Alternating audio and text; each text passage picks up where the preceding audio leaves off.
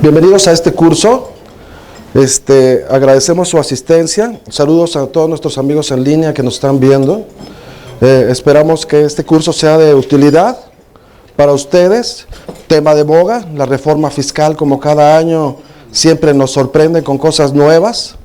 Y este año, por supuesto, no es la excepción, porque ha sido una reforma fiscal que ha creado mucha controversia. Y es importante mencionar que esta reforma tiene muchas situaciones de fondo para aclarar cosas que en el pasado ya nos venían de alguna manera dando un curso propedéutico a las autoridades fiscales para lo que estamos llegando. La realidad es que estamos avanzando muchísimo desde el punto de vista fiscal en nuestro país, y esto es gracias también no nada más a nuestras autoridades fiscales, sino esto ya rebasó fronteras. Acuérdense que existe un centro de administraciones tributarias a nivel mundial donde se forman 38 países, donde se alinean, y uno de esos países es México. Y a México le encanta escuchar, sobre todo a Argentina, le gusta escuchar a Chile.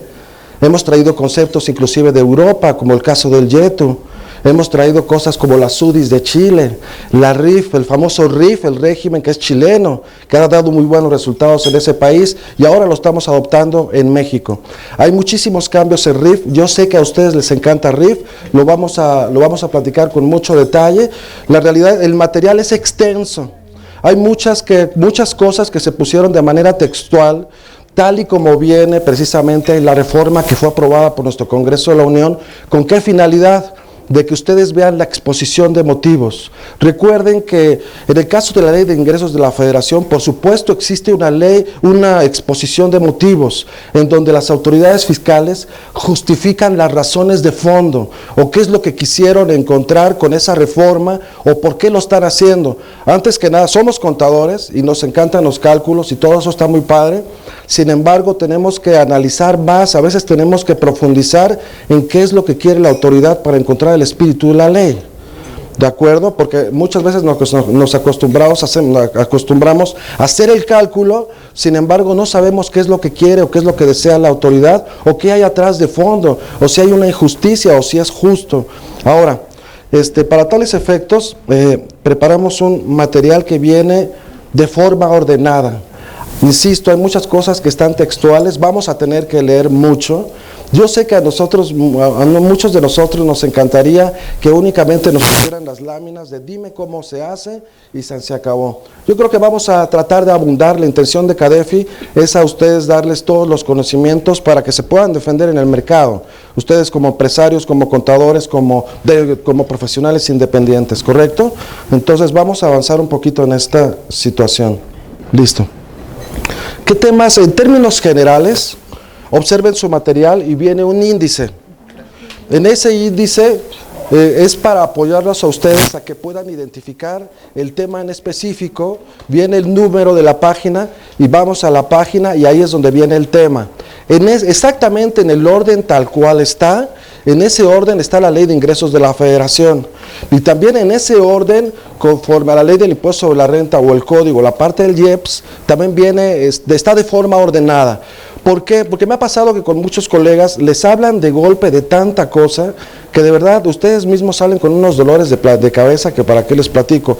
Vamos a tratar de ser ordenados para que podamos ir abundando. ¿Les parece bien? Y lo primero que deseo que ustedes observen, o lo que vamos a analizar es en específico la Ley de Ingresos de la Federación, donde vienen precisamente los estímulos fiscales de 2016, todas las reformas del impuesto sobre la renta, del IEPS y del Código Fiscal de la Federación. En términos generales, esto es lo que tiene su material, y vamos a empezar primero abundando o pensando en cuál fue el entorno del porqué de la reforma, desde el punto de vista de nuestros legisladores y lo que hemos visto nosotros en el Colegio de Contadores, para saber qué es lo que quiere o qué es lo que desea de esta autoridad. Ahora, básicamente la reforma tiene 3 ejes. El primer eje, ¿cuál sería? El primero sería fiscalización. La autoridad lo que pretende en este ejercicio, a como dé lugar, es fiscalizar. Un ejemplo de esto es la contabilidad electrónica, que seguramente ustedes tienen muchísimas dudas. Una pregunta: ¿Cuántos de nosotros ya estamos preparados para el envío de la contabilidad electrónica? Somos los menos, ¿se fijan? Ok, y todos los demás, ¿qué estamos haciendo? Estamos preparándonos. Muchos, ok. Preparándonos y amparándonos. Eso es bueno porque también es un tema bien importante. La situación del amparo. La situación del amparo que, bueno, lo hemos platicado, inclusive esto se ha comentado con nuestro jefe del SAT, Aristóteles, y él que ha dicho, estamos seguros de que vamos a ganar. Lo que les puedo decir que ahorita se han ido ya ganando en primera instancia. Me falta la segunda instancia. Vamos a ver qué resulta. Y recuerden que el amparo tiene cierto término, que son 30 días posteriores a la fecha de entrada de la vigencia de la ley en la cual te está causando el agravio. En este caso el artículo 28, fracción cuarta del Código Fiscal de la Federación. Entonces, todavía hay tiempo para que nos podamos amparar. Pueden hacerlo, por supuesto, hay muchas empresas que son agresivas y ya no es una situación de ser agresivo, sino es una situación desde el punto de vista de justicia, ¿sí o no? ¿Qué pasa? Están violando uno de los principios constitucionales o nuestros principios de respecto de los impuestos, que es el secreto fiscal. Y otra cosa, están violando también lo que es el domicilio, están violando los datos, privacidad, en fin, hay muchos actos de molestia para el gobernado, en el caso de nosotros, que somos los contribuyentes, y es por eso que nuestros abogados nos están apoyando para que podamos hacer el amparo. Esa es una de las situaciones que es muy recomendable. Seguramente muchos de ustedes ya lo están haciendo, pero todavía no sabemos cómo va a resultar esto. Primeramente Dios, los vamos a ganar, pero lo que a los ojos de la autoridad, lo que ellos piensan es que nos van a vencer. Nosotros consideramos que le vamos a, por supuesto, queremos ganarles. Y seguramente lo vamos a hacer porque sí hay muchas situaciones de fondo para que se puedan ganar. Sin embargo, acuérdense que el amparo es la máxima protección de la ley, pero para quien lo promueva. Aquel que no lo promueva está fuera de esa protección. Entonces también es importante que nosotros, porque el contador es muy noble. Al contador le decimos, hazte este cálculo, y lo hace. Pero hay que buscar también puntos de justicia, o por qué los tenemos que hacer. Esto no es justo, entonces puedo ampararme. Acuérdense que hay una ley de derechos, de protección al contribuyente. Y les aseguro que muchos de ustedes, o muchos no la hemos leído en la totalidad, porque nos estamos acostumbrados a ser nobles, y esto viene desde hace muchísimos años para los que son contadores de, como le llamamos, de la vieja guardia, y no porque estemos viejos, sino porque hemos crecido con esa formación, con la formación de obedecer a nuestras disposiciones fiscales. Pero en el caso del amparo estamos casi seguros que lo vamos a ganar, aunque la autoridad fiscal diga que no. Hay otras situaciones que se han quedado en el tintero y que más adelante las vamos a platicar, que también podemos ir al amparo. En el caso específico, por ejemplo, de las deducciones personales. Ustedes conocen que hasta el ejercicio de 2015, las deducciones personales tienen un límite totalmente injusto. Totalmente injusto, por ejemplo, es el caso de las deducciones de gastos médicos, que recordemos que hay un artículo constitucional que nos señala a nosotros que tenemos el derecho a la salud. Sin embargo, si nuestro país no nos da ese otorgamiento al derecho a la salud, ¿qué es lo que tenemos que hacer? Tenemos que invertir muchísimo dinero. ¿Para qué? Para que estemos sanos y al final del día podemos ser felices. Ese es un derecho constitucional. Sin embargo, la autoridad no logra darlo, nuestro país no logra otorgarlo. Entonces, ¿por qué carambas nos limitan con ese famoso 10% sobre los ingresos del contribuyente, o en su caso 4 veces el salario mínimo elevado al año?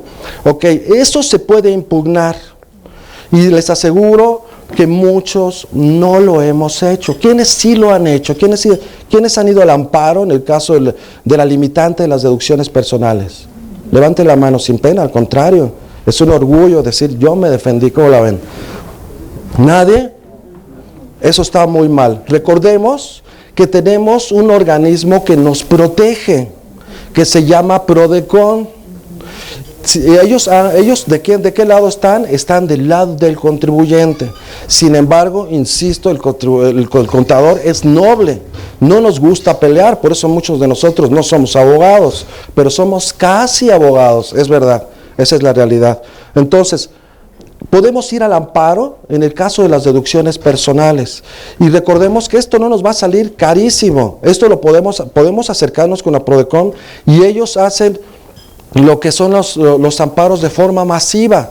Lo que tenemos que hacer es tener un acercamiento y buscar la protección de la justicia y seguramente nos las van a dar para que no observemos los límites. Hay cambios respecto a ese límite del 10 al 15% y en su caso de 4 salarios a 5 salarios elevados al año y con algunas adecuaciones que ahorita vamos a ver. ¿Hasta ahí vamos bien? Seguimos avanzando. Ahora, vamos a platicar un poquito acerca del escenario mundial en lo que las autoridades fiscales observaron para la creación de esta reforma, porque a sus ojos el mundo está mal. Sin embargo, para México todo está muy bien y ahorita lo vamos a ver, porque ellos buscan equilibrio. Yo no sé si el equilibrio sea para allá o el equilibrio sea para acá o en sentido contrario, no lo sabemos, pero ellos lo mencionan en su exposición de motivos. México está equilibrado y eso no es verdad. Tenemos el tipo, tan solo observen el tipo de cambio que tenemos ahorita de más de 18 pesos, es una cosa tremenda. ¿Cuántas veces nos pasa que tenemos operaciones o tenemos que pagarle a nuestros proveedores que nos facturan en dólares y le tenemos que decir, oye, espérame tantito, a ver si baja un poquito el dólar, porque insisto, los contadores hasta eso somos optimistas y pensamos que las cosas positivas van a pasar, las cosas increíbles, y la autoridad lo peor es que nos da el avión. Entorno económico externo complejo y volátil, todo lo que está sucediendo en el mundo. Crecimiento global a la baja, incremento de tasas de interés en Estados Unidos. También ellos le echan la culpa al mundo y por eso nos lo repercuten aquí también en el país. Bajo precio de hidrocarburos y el petróleo. Ustedes saben que el petróleo va a la baja. Entonces eso también son conceptos que tenemos que observar. Desaceleración del ritmo de crecimiento de China. Esa es la realidad. Entonces eso por supuesto que afecta para nosotros. Debilidad de economías emergentes como Brasil y Rusia. Nosotros estábamos superiores a ellos. Desafortunadamente nos han rebasado en muchas situaciones, aun y cuando tienen una situación de pobreza extrema. Y ese es uno de los ganchos que tienen para los turistas. Yo no sé por qué nos encanta. Tengo amigos que me dicen, fui a Brasil y fui a conocer las favelas. ¿Para qué vas tan lejos? Aquí en México hay muchísimas favelas. No les llamamos favelas, les llamamos de otra forma, pero la realidad es esa. Entonces, son potencia económica. Lo son, sin embargo, el pueblo todavía sigue con una situación muy difícil económicamente y que nosotros no estamos lejos, aunque nos hagan pensar que estamos ya en otros niveles. Eso es lo que nos hacen pensar, pero esa no es la realidad. ¿Perdón? Ok. Otra de las situaciones, la crisis que tiene Grecia, que también a nivel mundial eso también influye. La autoridad menciona todos estos puntos con la finalidad de que nosotros de alguna forma digamos, bueno, no estamos tan mal. Esa es la forma en que nos venden este tipo de ideas. Ahora bien, México, a los ojos de la autoridad, insisto, esto yo no lo inventé, esto es a los ojos de la autoridad. Mercados financieros han mostrado un ajuste ordenado. ¿Esto es verdad? Estamos muy volátiles en muchos sentidos. El año actual ha tenido crecimiento mayor al reflejado en 2014 o 2015. En 2014, pues, ¿es verdad eso?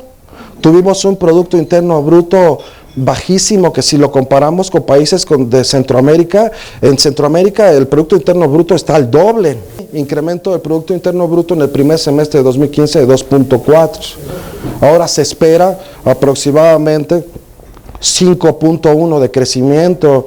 Están señalando varios porcentajes, que la realidad son únicamente números, pero no sabemos qué es lo que va a pasar.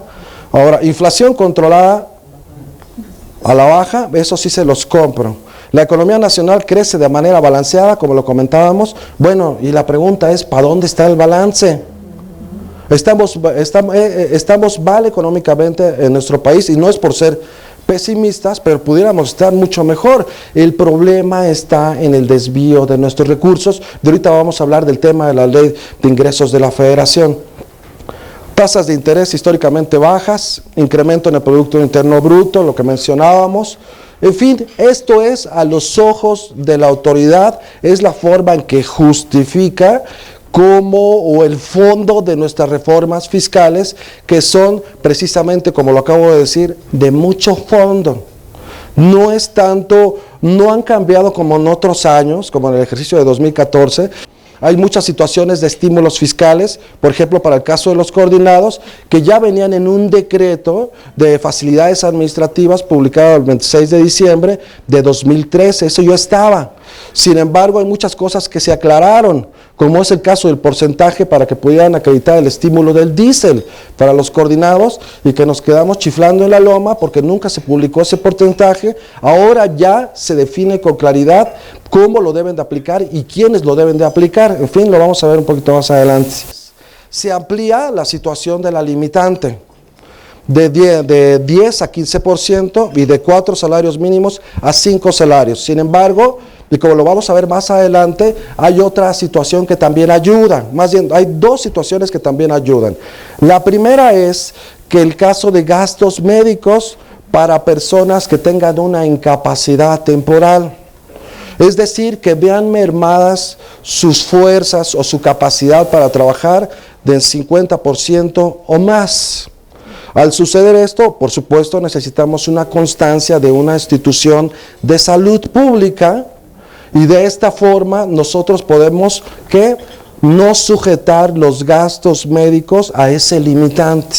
Es decir, van a ser al 100%. Yo creo que es un avance, yo creo que es totalmente justo. Sin embargo, considero que el extremo en el que ellos lo han manejado, de una posibilidad de que el contribuyente vea mermadas sus fuerzas en un 50%, se me hace totalmente injusto. Es decir, deben de permitir su deducción al 100%. Insisto, eso es inconstitucional y podemos impugnarlo. Este es uno de los primeros puntos. Otra de las situaciones es que en el artículo 185, ustedes recordarán que las personas físicas pueden hacer una aportación con la finalidad de prever su futuro, para que podamos ir ahorrando. Bueno, les vamos creando una cuenta para su futuro, y eso está topado a 152,000 pesos. Esos 152,000 pesos estaban dentro del límite global de las deducciones personales. ¿Cuál es la reforma? Que ya no se tiene que observar ese limitante para los 152,000 pesos. Es decir, esos 152,000 pesos no se sujetan a ese limitante, están totalmente abiertos. Entre más flujos de efectivo tengan, va a fluir muchísimo más la economía, y entonces sí podríamos tener un poquito de mayor estabilidad. Entonces, 3 cambios en deducciones personales, lo vamos a ver. La primera es el caso del incremento de 4 o 5 salarios, ¿correcto? O del 10 al 15% también, cualquiera de los dos, el que resulte menor. El segundo cambio es gastos médicos cuando la persona esté mermada en más de un 50%, es decir, una incapacidad temporal. Y la tercera es que los 152,000 pesos que se encuentran en el 185 para las aportaciones de las personas físicas, y esto no nada más es para trabajadores, sino para cualquier persona física que esté obligada a presentar su declaración anual, por supuesto tiene derecho a acudir al 151 de las deducciones personales en renta, ¿correcto? ¿Hasta ahí vamos bien? Ok, otro cambio. Se reactiva de forma temporal la deducción inmediata. Este concepto ya es un concepto que ya conocemos. ¿Por qué? Porque lo vivimos hasta 2013 y después nos quitaron ese dulcecito. Nos los quitaron, y eso, por supuesto, provoca que los contribuyentes no puedan o no tengan intenciones de invertir. ¿Por qué? por ejemplo, en el caso de maquinaria, porque no pueden deducir de forma inmediata y tenemos que ir a los porcientos máximos de lineamientos de monto original de la inversión y de depreciación fiscal. Para 2016 y 2017 vamos a tener una deducción inmediata temporal. Para diferentes tipos de equipo te lo van poniendo por incisos y varían entre 80, 82, 87%, no es el 100%, pero ayuda. Ahora tiene una ventaja. Esta ventaja en el caso de la deducción inmediata, aun y cuando yo me encuentre pagando, por ejemplo, una maquinaria o un automóvil, una unidad de carga, yo puedo tomar el acreditamiento aun y cuando yo no lo haya pagado. Es decir, lo voy pagando a plazos, yo puedo tomar el acreditamiento del IVA independientemente si ya culminé o ya finiquité el pago de esa maquinaria o de esa unidad de carga. Yo creo que esto es muy positivo, esto es nuevo. Ahora veo emociones en sus caras y eso está padre. ¿Por qué? Porque acuérdense que esta deducción inmediata, como lo señala la reforma, no aplica para automóviles. No aplica para automóviles, ¿ok? Que se debe ser hasta 10 personas, incluyendo el pasajero. Ahora, el conductor. El caso específico de las pick-ups o unidades de carga que sirvan para el transporte, para la carga, eso no se considera automóvil. ¿Y eso qué nos lleva? Por contrario sensu, nos lleva a que podamos tomar la deducción inmediata, por ejemplo, para los casos de las empresas coordinadas que compran muchísimas pick-ups. Yo creo que esto es muy positivo y lo que va a hacer es activar la compra de ese tipo de unidades. Creemos que es beneficioso, a diferencia de lo que tuvimos de deducción inmediata en 2013, es que ya no hay tanto candado. Ahora, otra cosa que también creemos que es positiva, que está influida por los índices. Entonces, a nivel pago provisional, yo puedo meter esa deducción inmediata y a nivel anual también la puedo meter, pero con la peculiaridad de que ya va indexada. Y eso también es un beneficio para el contribuyente. Otras, bueno, sí. Sí, si yo compro una maquinaria a mi corporativo, buenísima, que por supuesto no la venden aquí en México para mi proceso productivo, y yo la traigo de Tumbuctú, de Estados Unidos, de donde tú quieras, y es la primera vez que se utiliza en nuestro país, entonces, ¿qué quiere decir? Que es nuevo, porque se utiliza por primera vez en territorio nacional. Sí se puede para ese tipo de situaciones, y yo creo que también es positivo. Ok, también inversión en energías renovables. Una empresa que se dedica al transporte de carga federal. Sí. El equipo usado en mejores condiciones, por supuesto. Ok. Tiene también el incentivo de la deducción inmediata. No, porque en este caso ya está usado, cosa diferente que estábamos planteando ahorita. Cuando tú traes una maquinaria que a lo mejor ya está usada, digamos que ya es de medio cachete, como dijéramos por ahí, sin embargo en nuestro país se utiliza por primera vez, entonces para efectos de eso sí se puede utilizar deducción inmediata. En el caso específico que tú señalas, contador, no se podría porque se trata de ¿qué? De usados, ¿estamos de acuerdo? Ahí no entra la deducción inmediata. Yo tengo una duda, ahorita que está de moda lo de Uber, Sí. ¿podría hacerse deducible el coche como tal, o sea, al 100? Para que el contribuyente pueda tomar sus deducciones, que sea estrictamente indispensable. Eso es otra situación. Entonces, al ser automóvil, las reglas o lineamientos de deducción inmediata te señalan que esto no aplica para automóviles, ni tampoco para mobiliario y equipo, ni tampoco para equipos de blindaje. O sea, el candado está básicamente para esos tres. En el caso específico que me mencionas, por supuesto es un automóvil. Entonces, por contrario sensu, no puede llevarse la deducción inmediata en ese caso. Ni al 100%, o sea, me refiero a que tomarlo como 25%, pero el 100% no llegar al límite de los 175,000. Ah, ya, eso es otra cosa. Eso, ¿te refieres a lo que es una deducción normal? Exacto. Ok. Digo, si no puedo la inmediata, por lo menos la otra. Ok. Sí podemos tomar, por supuesto no nos limita a que tomemos la deducción. Entonces ahorita para la reforma de 2016 ya vamos a 175, otra vez retomamos ese concepto. Entonces puedes tomar la deducción, pero solamente ¿hasta qué monto? Hasta el monto de 175,000 pesos, y entonces te vas a los porcentajes de deducción de lineamientos de inversiones totalmente naturales.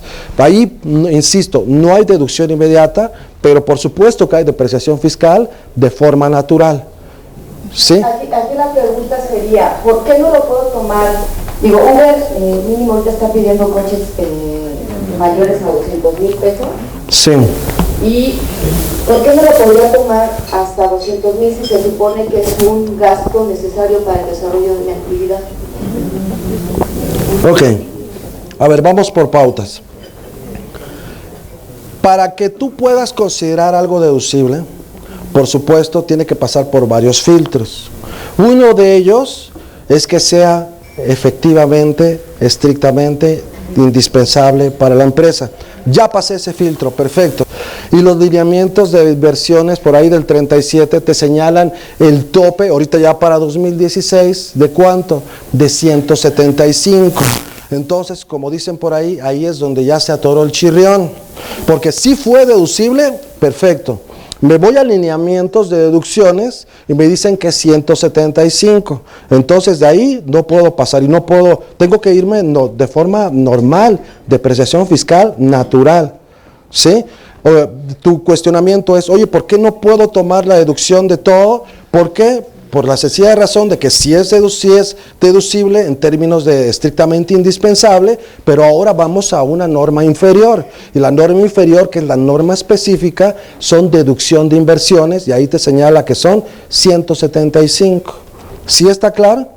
Ok, acuérdense que siempre cuando queramos analizar las situaciones de deducciones, siempre tenemos que ir al listado, que está en el 26. Después nos vamos a alineamientos del 27 y también tenemos que checar que no se encuentre en el artículo 28 como un castigo o como una situación prohibida.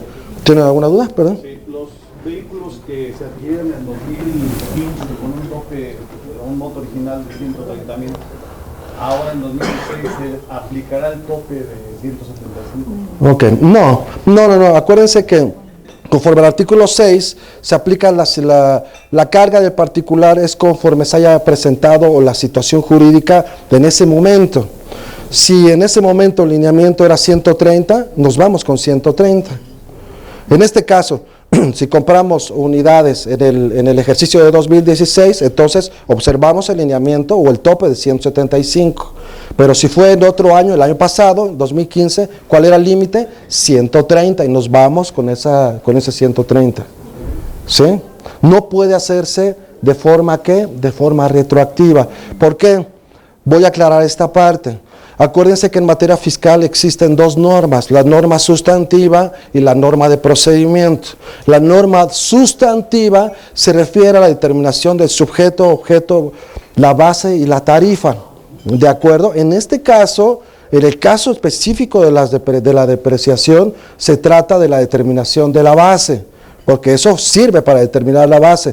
Entonces, en ese caso no puede hacerse retroactivo. Sin embargo, otro ejemplo, el caso de la contabilidad electrónica, el 28 fracción cuarta de nuestro código. Ese se trata de una norma de procedimiento, y la norma de procedimiento sí podría hacerse de forma retroactiva. Eso es bien importante. Es decir, y ahorita ya vamos avanzando en varios temas. ¿Quedó aclarada tu inquietud? Sí. ¿Sí? Sí, aunque por ahí, nada más como Sí. anotación, también existe un principio jurídico que establece que las modificaciones a la ley pueden, no son retroactivas para los contribuyentes. Sin embargo, cuando lo beneficien, pueden considerarlas aplicables. No sé si eso tenga... En el caso específico fiscal no es así. ¿Por qué? Porque esa es parte de la doctrina jurídica y tengo claridad. Sin embargo, recordemos que en la jerarquía de las leyes, quien más peso tiene es el Código Fiscal de la Federación. Inclusive en el Código Fiscal de la Federación te señala que a falta de mandamiento expreso en el Código, o sea que lo aplicamos de forma supleatoria, entonces podemos utilizar ¿qué? el derecho federal común o la doctrina jurídica. Es por eso que debilita a ese principio de doctrina. ¿Sí? De acuerdo. Sí, contador. Con esto de la contabilidad electrónica. Con esto de la contabilidad electrónica, ¿qué debo hacer para controlar la deducción inmediata? Si es que la ley me establece que debo llevar contabilidad conforme a la NIF, y las NIF me establecen que debo hacer un estudio para ver qué porcentaje debo deducir de limitaciones. Ok. Mira, en este caso recordemos, y ahorita ya vamos avanzando en más cosas, que dentro del envío que ya se tiene que hacer de la contabilidad electrónica, debemos de controlar, debemos de reflejar las famosas cuentas de orden. La autoridad ya, y eso ya viene de mucho tiempo. Ustedes saben, y no nos vamos a engañar, que siempre nuestros auditores nos han dicho, bueno, no siempre, pero regularmente cuando se acuerdan lo llegan a hacer, de que oye, la depreciación fiscal, CUCA, CUFIN, todo ese tipo de termómetros y cuentas fiscales deben de estar a través de cuentas de orden. Entonces, las cuentas de orden, recordemos que no afectan los resultados o la situación financiera de nuestra contabilidad. Sin embargo, la técnica contable, conforme a NIF, te menciona que existen cuentas de orden y que no van a afectar y que deben de estar alojadas o deben de ponerse al pie o en las notas. Entonces, en el catálogo agrupador, si no mal recuerdo, ya vienen reflejadas las cuentas control. Entonces, habría que incluir ahí los termómetros fiscales o cuentas fiscales, como es el caso de la deducción inmediata. Independientemente de lo que diga la norma de la NIF, tú tienes una cuenta fiscal que se llama deducción inmediata. Y esa la tienes que reflejar para que en tu código agrupador la autoridad pueda observarlo. Lo que va a hacer al final del ejercicio es checar lo que dice tu saldo de CUFIN y CUCA en tus cuentas de orden respecto a tu declaración anual.